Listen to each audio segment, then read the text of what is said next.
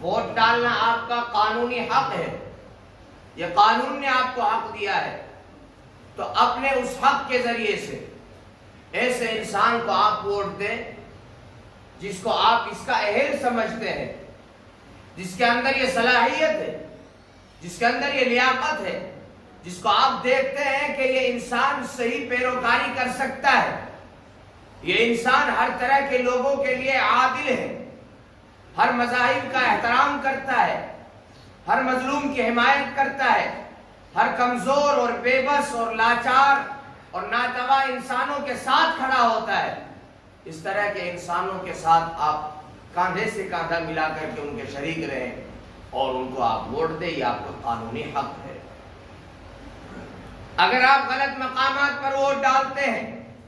یا آپ ووٹ کو بیچ دیتے ہیں ذرا سی قیمت کے بدلے میں، تو یاد رکھیے اللہ کے یہاں تمہاری تلافی نہیں ہے، پھر اللہ کے یہاں تمہاری معافی نہیں ہے،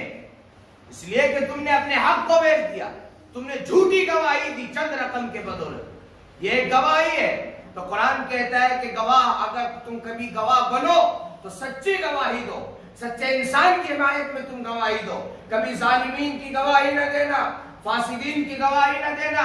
مکر کرنے والوں کی گواہی نہ دینا۔ اگر تم نے چند رقم کی بدولت ان کی گواہی دی، چھوٹی سی رقم کی بدولت اگر تم ان کے گواہ بن گئے، ان کے حامی بن گئے، ان کے ناصر بن گئے، تو یہ تو دنیا ہے، اس میں تو ممکن ہے کہ تمہاری اس گواہی کی بدولت اس کا کام بن جائے، لیکن یقیناً تمہاری آخرت برباد ہو چکی ہے، تمہاری آخرت تباہ ہو چکی ہے، اللہ کے یہاں پھر تمہارا کوئی مقام باقی نہیں رہا،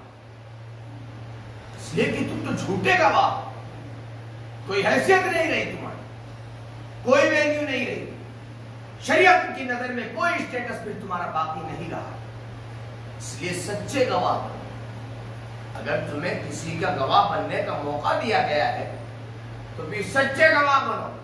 ایسے گواہ بنو جیسا قرآن کو مطلوب ہے، ایسے گواہ بنو جن گواہوں کے تعلق سے قرآن کریم بشارت دے رہا ہے، ایسے گواہ بنو جن کی گواہی پر اللہ کی رحمت نازل ہوتی ہے، ایسے گواہ بنو جن کی گواہی دینے پر اللہ خوش ہوتا ہے، ایسے گواہ بنو جن کی گواہی پر فرشتوں کی طرف سے رحمتیں نازل ہوتی ہے، ایسے گواہ نہ بنو جن پر اللہ کی لعنتیں ہوتی، رسول اللہ کی لعنت برستی ہے، فرشتوں کی لعنت ان پر برستی ہے۔ اگر تم نے ظالمین کی گواہی دی اور ان کی حمایت میں آپ کھڑے ہوئے اور ان کی نصرت و مدد کے لیے آپ ان کے ساتھ لگے، تو واللہ العظیم دنیا بھی تمہاری تباہ ہے اور آخرت بھی تباہ ہے۔